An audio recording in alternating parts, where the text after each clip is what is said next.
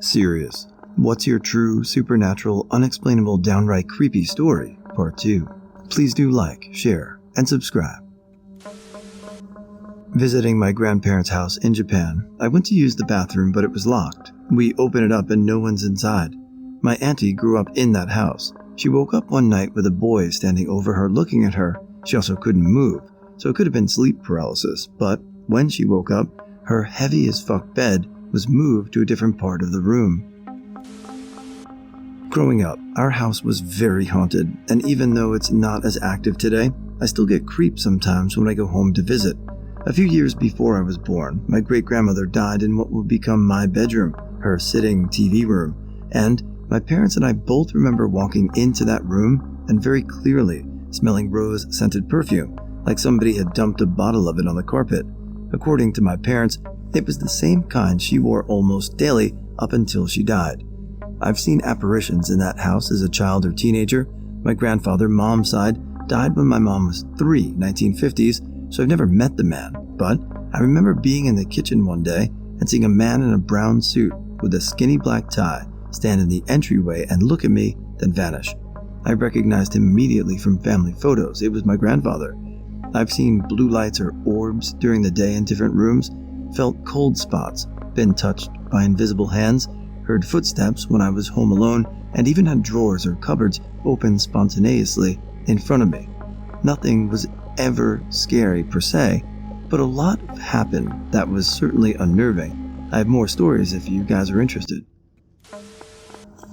When I was a kid, my mom and grandparents took me to see a play about prisoners set in an old jail that was now a tourist spot. To child me, the actors were too realistic, and I started crying and we had to leave.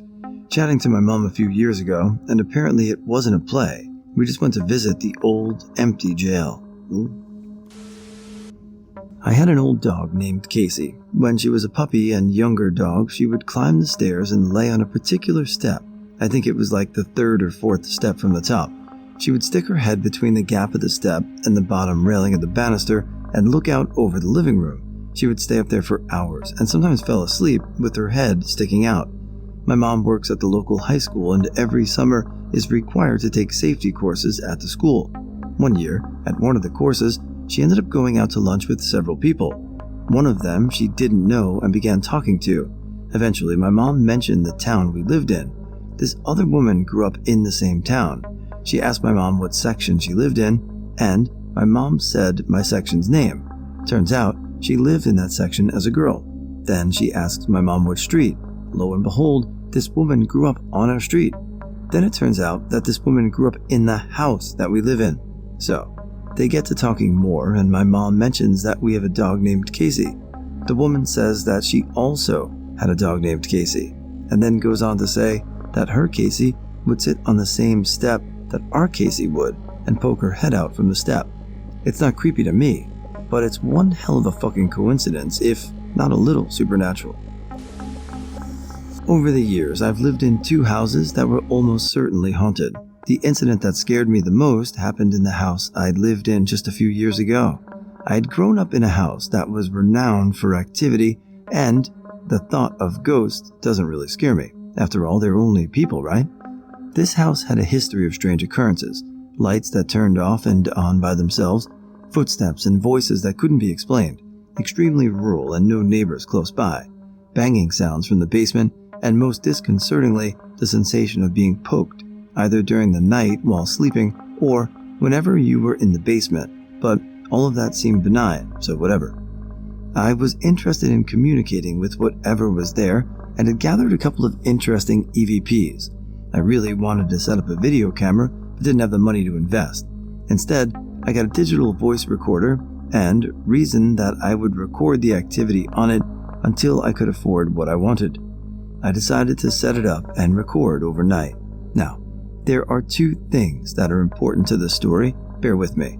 This is important. The first is that this house was built as a 1-room house originally.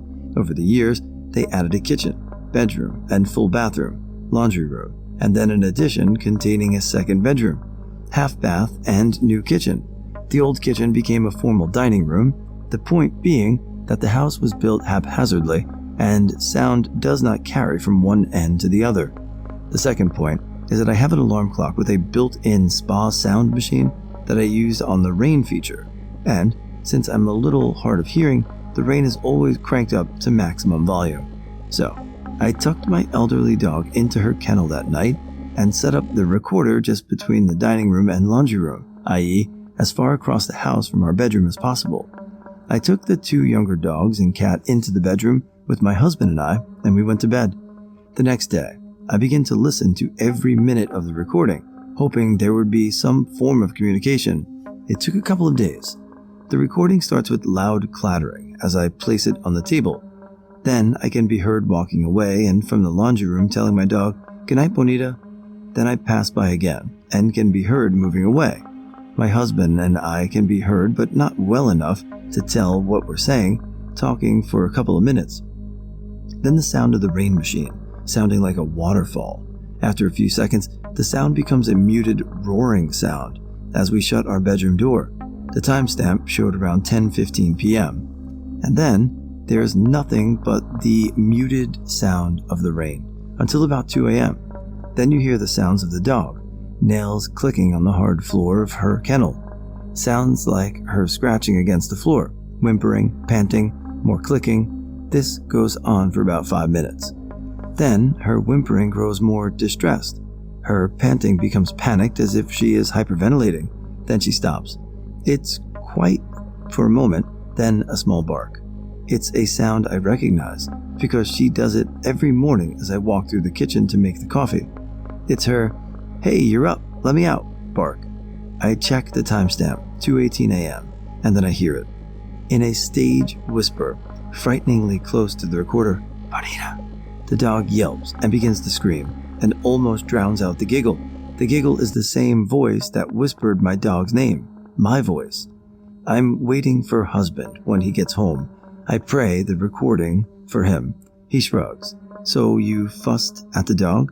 "I didn't get up that night." "Okay, well, you sleepwalk. That's all it was." I shook my head. "No, listen to it from the beginning. The bedroom door never opens." My husband took the recorder down into the basement. I assumed that he listened to the whole thing from the beginning. There was more after the first whisper. The dog's name is whisper shouted several more times. Each time, the dog would panic and the voice would giggle. After about 20 minutes, it stopped, and the dog eventually quieted and I assume went back to sleep. I listened to the tape all the way through, just to be sure.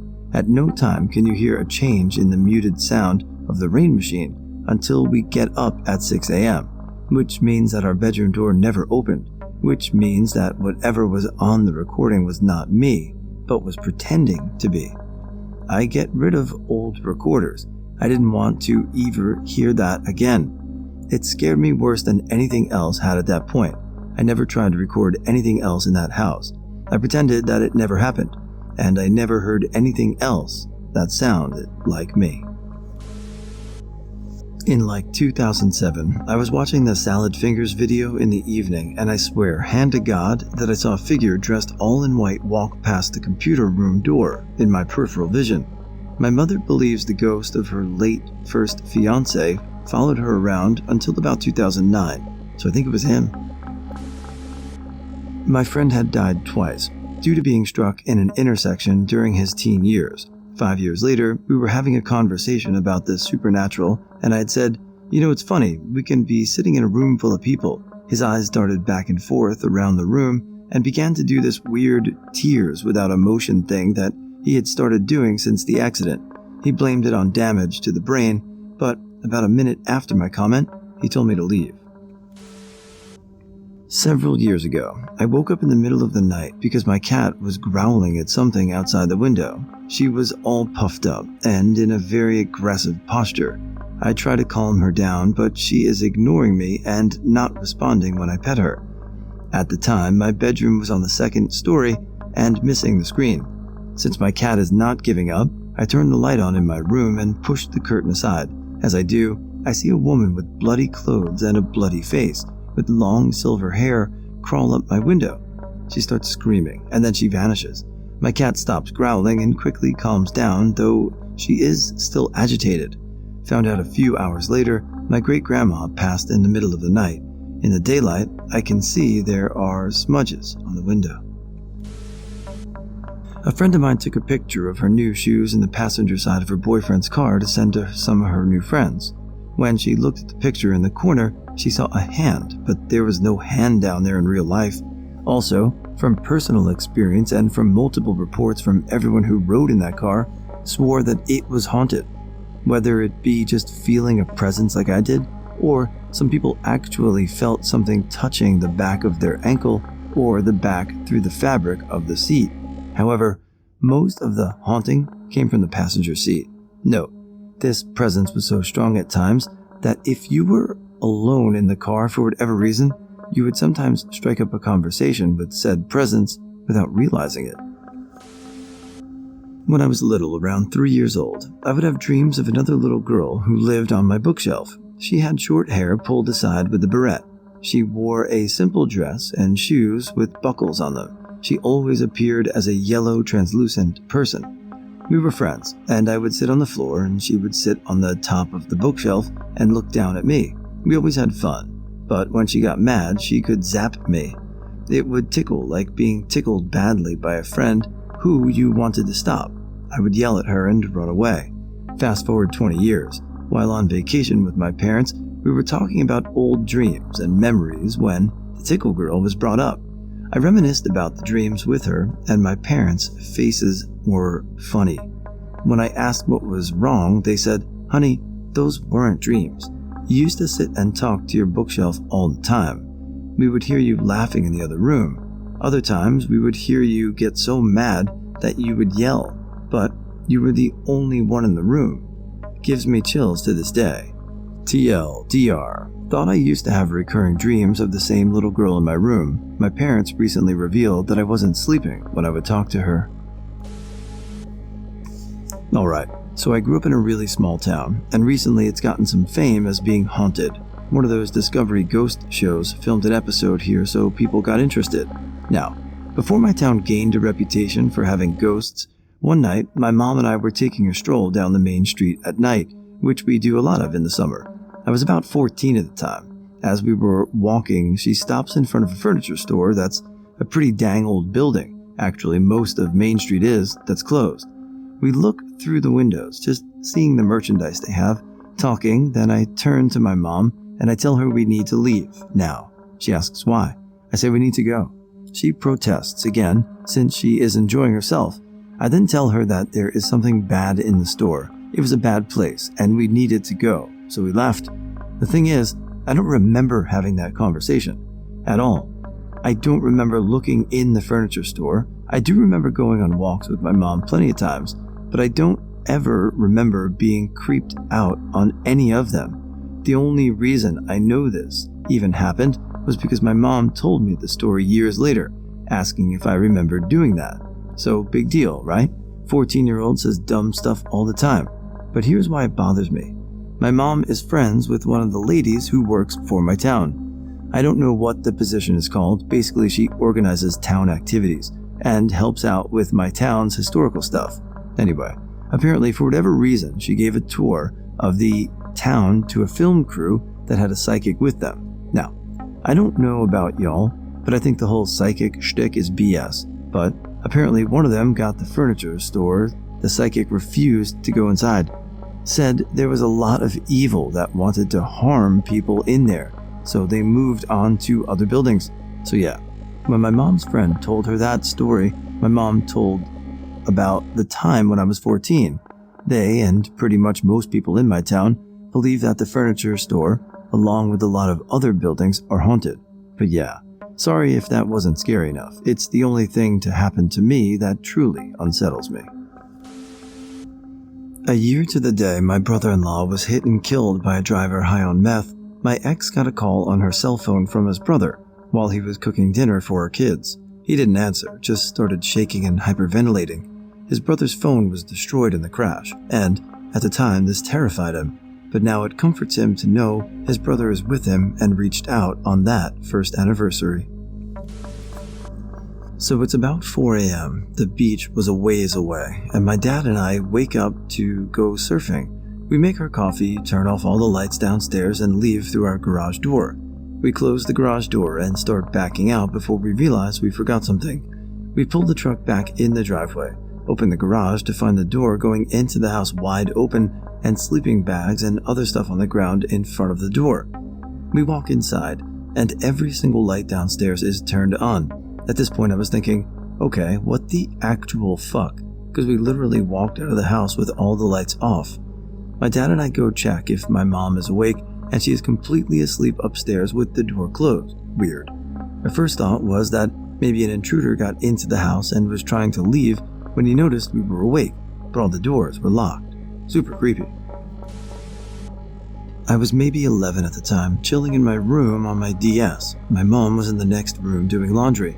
I knew my brother and dad were out at the time and the house was pretty quiet. From downstairs I heard a voice shout, "Mommy," pretty clearly. Knowing my little sister was playing downstairs, I gave it a few minutes before calling to my mom. That sister had called her, as I assumed she just didn't hear it. My mom then came rushing into the room confused and wide-eyed, saying, "You heard that too?" So naturally I responded, "Well, yeah, sister is downstairs. She probably wants you for something."